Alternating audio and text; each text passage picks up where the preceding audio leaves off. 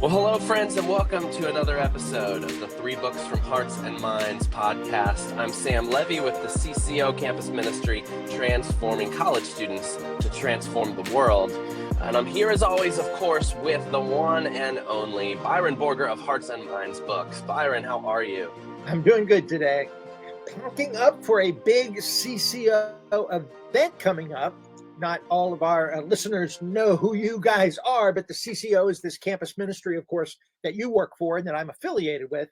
And we're setting up a big book display out of Geneva College in Beaver Falls, Pennsylvania, for a week-long summer training conference for the CCO. So we'll see a couple of hundred of our good friends that are out there scattered throughout the country, partnering with churches to do campus ministry.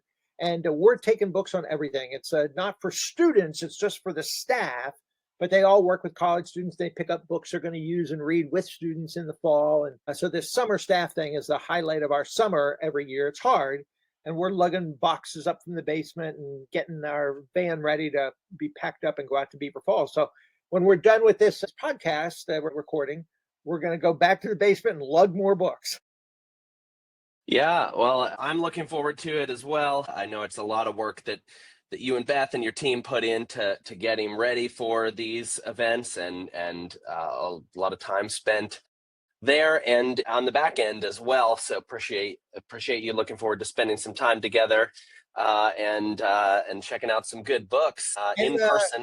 Rumor has it that we might do the next Three Books from Hearts and Minds live at the summer staff training event. We did that last year. Phil just brought in a camera, set it up in the book room, and as CCO staff walked around, they stood up and told you what books they were buying and why they were buying them. So it wasn't just three books and it wasn't me, but we had this a ragtag portfolio of all these great testimonies of people reading books. So that's going to be a fun time if we get to do that again. Stay tuned, because it's going to be fun to watch. It's going to be fun to listen to. And we'll do that in a couple of weeks down the line, I think, if we can pull it off. Yeah, it's always great to get book recommendations straight from Byron, but also I know many CCO staff to be avid readers, lovers of books, and so there will be certainly some good recommendations coming from folks there. So looking forward to that. You know, I obviously love spending time with Byron, getting to hear about great books.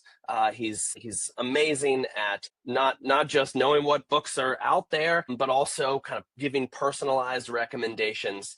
Byron always seems to have the right book for the right time, for the right person. But also, Byron, I appreciate you as a storyteller as well. You're an excellent storyteller. I love getting to hear. One of my favorite parts of this podcast was hearing your stories about Walter Brueggemann several weeks ago, and you're an excellent storyteller. And I think that has something to do with where we're going today. Well, yeah, it's the gift of gab, I guess. I don't know if Paul lists that as one of the spiritual gifts, but I do like to yap about stuff and talk about things that have happened here in the store, people we've met, people who've read good books. People are saying that, you know, the humans are a story animal, as one secular author put it, a storytelling animal. We're made in God's image, and God speaks creation into being. So words are the first thing in the Bible story. Well, first there's light.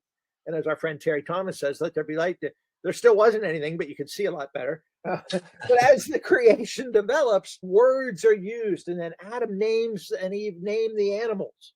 And he writes a love poem, you know, bone of my bone, flesh of my flesh. So it wasn't like Shakespeare that invented the love sonnet. And so words and poetry and telling the story is what we do as humans. We write books and we tell stories and we make stuff up and we report things. And the Bible itself unfolds as a narrative. So that language of narrative is increasingly important theologically in terms of our hermeneutics of how we understand the unfolding drama of the Bible and the trajectory of the new creation. It's always in the foreground or background of any biblical text. So yeah, storytelling is sort of an interesting thing. And then sort of a corollary to that is learning how to listen well to others, to receive and behold the stories people share, to accept people's lives as they tell stories. It's why we like memoirs so much, whether you like the person or agree with them, but hosting their stories as we hear how another human being makes sense of their life. So I like memoirs. Well, in light of all that, it might just be fun to report that my oldest daughter, Stephanie, works for the Donegal Presbytery around here, our Presbyterian USA denominational adjudicatory district, and she's an employee of the presbytery. But she and I got to do an all-day retreat from pretty early in the morning with breakfast right through almost supper time at a church in our presbytery on this theme of storytelling. We did some Bible study. We did some storytelling ourselves. We invited people to do some timelines, to get out some crayons and make sketches of their lives at different points, to think of episodes. We did a little bit on the examen, the Ignatian prayer, and where you reflect on your life and see where God shows up in any given thing and pray the ordinary stuff of your experiences. And so we did a little of that to see, is God showing up in the midst of our mundane, ordinary stories as our lives unfold? So given that we just did this retreat and that I've been thinking about this stuff, I wanted to give you 3 books about storytelling or narrative. So here we go. The first one is about the story of the Bible, actually. It's called The God of Story. The God of Story by Daniel Schwabauer. The God of Story. The subtitle is Discovering the Narrative of Scripture Through the Language of Storytelling. So this guy's a literary teacher. He teaches at Midwestern Nazarene. He's an author himself. He's written a sci-fi novel or 2. So he's a good writer. And what he's trying to do here is both unlock sort of the nature of stories. You've heard Donald Miller years ago, those of you that might remember Donald Miller being at our Jubilee conference, telling about how movies are made, how almost every movie has some kind of a plot. I think one of the oldest formulations of this used to be, I think one of the authors, was it Steinbeck or somebody, or Hemingway, said there's only 2 kind of stories. A guy goes away or a guy comes home, the Odyssey or the Homecoming. So there's these sort of devices that movie makers use, and they're the sort of device of plots of stories. And he asks us to sort of think about our lives made by God, in God's image, in God's world, reflecting these sort of plot devices of a story. And he says, actually, you get that in the Bible. So this is, in a certain sense, an overview of the Bible with a particular attention to the literary devices that are used in the plot as it's unfolded in sacred redemptive history, how the Bible itself is a God of story. I love this subtitle, Discovering the Narrative of Scripture Through the Language of Storytelling. It's one guy who is a theological voice and a writer and a thinker about film and novels and stuff. A guy named Alan Arnold says this on the back cover. He says, the most important book on story in decades. Discover the eternal DNA hidden within the best stories, whether the creators realize it or not. You'll never read a novel, watch a movie, or see your own story through the same eyes again. So this fresh way of getting at how we read the Bible and how we understand stories, and whether you're looking at films or movies or podcasts or Netflix stuff, or whether you're looking at your own life as it unfolds and you're trying to kind of find a coherent meaning in your own plot device, or whether you're reading the Bible, holy word that it is. It's all can be understood better if you understand a bit about story. So this is The God of Story, Daniel Schwabauer. The foreword is by Leonard Sweet. Sweet writes a lot of forewords and a lot of books for people. He's really eloquent and playful and witty in his language. He's quite a storyteller himself. And he has a spectacular couple of pages forward in here. I've read it a couple of times. And in fact, just for fun, since we're talking about all this, let me just read the last paragraph of Leonard Sweet's foreword to this book about theme and context and plot and all the stuff you find in stories. He says here, in the early 1990s, the Trinity Institute invited Frederick Buechner to join Maya Angelou in giving a lecture series on the subject of story. Buechner balked. In his words, story was the big fad in theology, and when I hear it, it just drives me mad, he says. In Buechner's view, story was being co-opted by the advertising and marketing worlds to sell things that had become substitutes for substance. But after a personal intercession, he eventually consented to come, and he agreed to speak first. Well, after Buechner had shared his spiritual autobiography, and of course he's got a 4-part memoir series, Buechner does. After he shared his spiritual autobiography, he turned to the podium over to the great poet Maya Angelou. The master of ceremonies introduced the great Black poet Maya Angelou and said, Miss Angelou will now get up and tell you her story, and it will be a very different story than the one you have just heard. from the Presbyterian preacher, Frederick Buechner. As she walked to the dais, Angelou shook her head from side to side, Sweet tells us. The first words out of her mouth corrected the host who introduced us. To quote Buechner, at the level of humanity, and in spite of all of our differences, we all have the same story, and therefore anybody's story can illuminate our own. He then finalizes his little story there, comparing this thing where Maya Angelou quoted Buechner back to the host and said, oh, no, it's not a different story. We all have the same story in one way or another. He says, in the pages of this book, you will find many inklings that these words are more true than you thought. We all share the same story, and our stories have the power to transport us to different worlds, to teach us new things about our world, and to birth a new world. Or in Daniel Schwabauer's resounding words, the language of the Jesus story is not just the language of humanity, it's the language of life. Well, anyway, that little story there from the God of Story from the forward is as helpful, I think, to remind us that we're all living stories and we're all very different people, but deep down it's the same cotton picking story of creation, fall, redemption, and hope. We're all living into this narrative of God, and when we unlock the plot of the Bible and the narrative devices the Bible uses as a literary book, our own world can open up and we can find life and understand who Jesus is in the midst of it. That's the story we got to tell. That's great. I had a conversation with a friend recently where we were talking about the way that narratives, stories are just kind of wired into the way that we live our lives, the way that we see the world, in one way or another, and kind of tried to imagine what would it look like to exist as humans without that. And I couldn't even begin to imagine what a storyless way of understanding our lives and the world would be. This is just kind of a fundamental part of who we are. Yeah. I think the existentialist movement in the mid 20th centuries, which then one component of that was the nihilism movement of Nietzsche and stuff, where there is no meaning to anything. And so things are incoherent. There's a plot that doesn't make any sense. And so we're all just madmen. And the best thing you can do is just off yourself, because it's why have any hope in anything?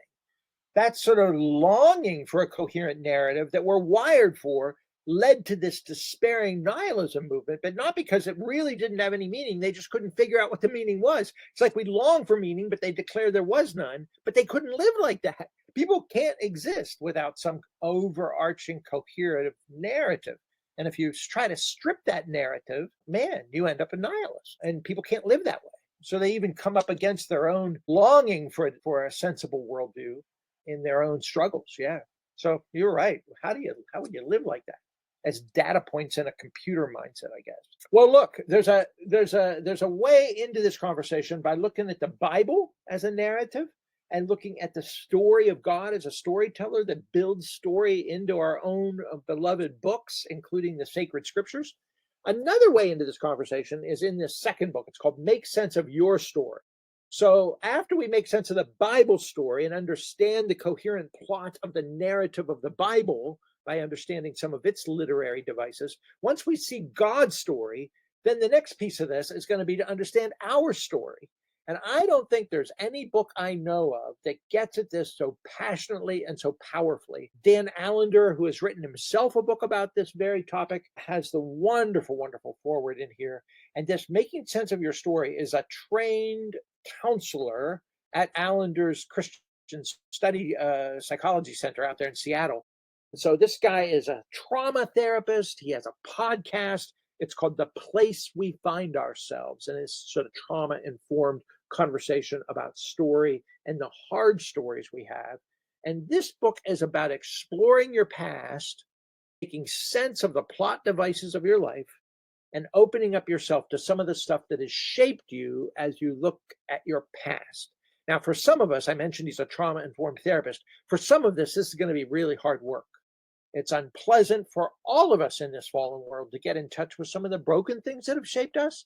But as we who work for the CCO knows, we live in God's good world. We start with the doctrine of creation, but yet we remember that things are not the way they're supposed to be. The fall into sin, the paradise lost is the reality we live. It's no wonder there's nihilists out there, because we do live in a very broken world where the goodness of God's creation and the redemptive hope that he offers in Christ as he enters that story in the incarnation, that is not seen by many people. So if you're left storyless, or if you're pushed into a story that's nothing but broken and pain, it can be hard work to make sense of that. So this book is a gem. It's making sense of your story. The subtitle is Why Engaging Your Past with Kindness Changes Everything.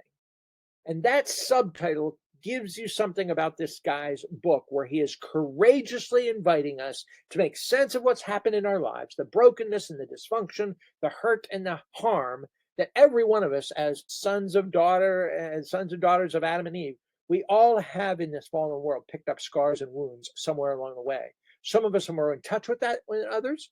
For some of us, it has been more traumatic and dramatic than others. But all of us are wounded in one way or another. And to deny that is not a good thing to do. It's not healthy, and it's not theologically sound.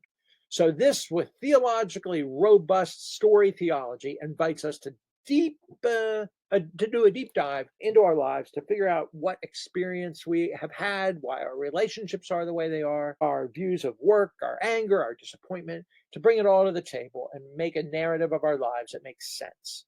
And we can find healing and hope when we do that with kindness. So I love this book. I love this author, Adam Young. I love the subtitle. I think engaging our past for all of us, but particularly for those that maybe are a little hurting or a little struggling, this is going to be a book that gives you hope as you kind of make a coherent way to plot out what God has done in your life, even in the hard stuff and the broken stuff. We can all use that. I think we can all find value in diving into those things, because even if we have this sense that, our life is part of this story, it's hard to map it out sometimes. It's hard to see where things are going, especially those places of woundedness and pain, to make sense of that, as the title gets at. For some that might want to just explore what this is about, here's just some of the chapter titles. I mean, there's 13 great chapters in this, but I'll just list a couple of them. Of course, one is Why Story Matters. What if your story isn't just in the past? Like some of us say, oh yeah, I had this episode. It happened when I was 8 or happened when I was 15, and that was the past. Well, what if this story isn't the past? He has a chapter called Exploring the Common Objections to this family origin story, that this is important. And some people say, it's not that easy, or that sounds Freudian, or get beyond it, or move on. God is a God of tomorrow and not the past. He looks at some of those objections. He has a chapter on attachment theory, and we have 3 or 4 or 5 books on that we could recommend. But this notion that how you're held as a child and the kind of attachments you have or haven't made is going to shape your own ability to have good, healthy relationships going forward, and even your own spirituality and knowledge of God. God is there waiting for us. But if we have a broken sense of ill-formed attachment theory, how in the world do you attach yourself to God, who you can't even see? So attachment theory is actually pretty important, and he does a nice little chapter on that that's really, really good. There's a thing on sexuality, there's a thing on your body. He talks about the collective cultural story, which of course for many of us includes gender and race and ethnicity, and those kind of questions are part of who we are and what makes us who we are. And then of course there's this major chapter, have you explored your story with God? And that's kind of a playful way of saying it. Have you done it with God? Like with God with you? Have you theologically and spiritually done your work about your past with God at your shoulder? But also, have you explored your own relationship with God? How you thought about Jesus as a child? Did you go to church or not? What were your instincts about religion and about God's love or grace? Or how did you view God? Was he a bad guy out to get you? That sort of stuff. And it's amazing to me how many people have a pretty scary view of some old man in the sky that's throwing thunderbolts. I don't know if they watched too many Hercules movies as a kid, but the God of the Bible is not Hercules, and he's not Mars. He's not these pagan gods of the Greco-Roman world that are out to get you. So it's interesting to think about our storied, developed past as it's unfolded in our lives, particularly as it's shaped how we view God. Well, anyway, he says we're sometimes at war with hope, but yet if we tell our stories with kindness, we can forge a narrative that begins to make sense. And I just think all of those kind of chapter titles are intriguing for people. It was Faulkner that said, the past is not dead. Heck, it's not even past. So That's a good one. Making Sense of Your Story by Adam Young. That's great. Can I have time to tell you one more? One more book. Yeah. Well, this got a little bit of a backstory. I'll be really, really quick, but it's by a Presbyterian pastor named Mark Yaconelli. Mark Yaconelli. Mark is the son, and there's quite a story there of brokenness and reconciliation and pain. It's a heck of a story. But Mark is the son of the legendary youth minister called geez, I just zipped right out of my mind. His father, we called him Mike Yaconelli, who spoke at Jubilee one year back in the day, years and years ago. He started a group called Youth Specialty. He started a Christian satire magazine called the Wittenberg Door, misspelled, by the way, Wittenberg Door, which was hilarious for about 25 years. A witty, probing the sacred cows of evangelicalism, especially. And so he had this witty satire ministry. He was a traveling speaker, a great communicator. Like I said, he spoke at Jubilee, and a pretty broken person in many, many ways, hero that he was, and author of many books, Mike Yaconelli. Well, Mark grew up in this storytelling, exuberant, funny youth worker, satirical youth worker guy, Mike. And that shaped him in two ways. One, it created a whole lot of broken family dysfunction that I didn't know about. And it also created this love and passion for storytelling. And so Mark Yaconelli, who himself has written some books about youth ministry and spirituality among young people, has segued into a ministry of inviting people to share their stories. He organizes these story slams. You've heard of the Moth Radio Hour, sort of stuff like that, where people tell something about their story. He rents out a bar in his own small town, invites people to come, brings in some music. They raise money for a nonprofit. Sometimes maybe they'll get 5 or 6 people from a food bank, and they'll tell stories of how the food bank helped them. And they raise money for the food bank, not so much by giving the statistics of poverty, but by allowing people just to meet people who have been a part of that. He's done events with immigrants where if you brought people in common ground to talk about, say, immigration, and you would have more open, inclusive people and more strict and MAGA kind of people, and they each made their argument, nobody would leave changed, I don't think. But if you invite some immigrants to the table and people just tell their story of why they came here and how they came here and what was moving them and what obstacles they faced, you may not change people's policy proposals. You may not change people's politics on the front end, but you'll develop some empathy and get to hear people as you host their stories and behold the narrative that's before you in a storyteller. So this is a book about the joys of storytelling. It's called Between the Listening and the Telling: How Stories Can Save Us. Increasingly, Mike has since died, his father. Mark has developed this capacity to bring really diverse people into a room and get them to tell stories together. And he is hired literally to go into war zones, to go where there's been school shootings, where there's been disasters, where the human experience is just right on the edge of your seat.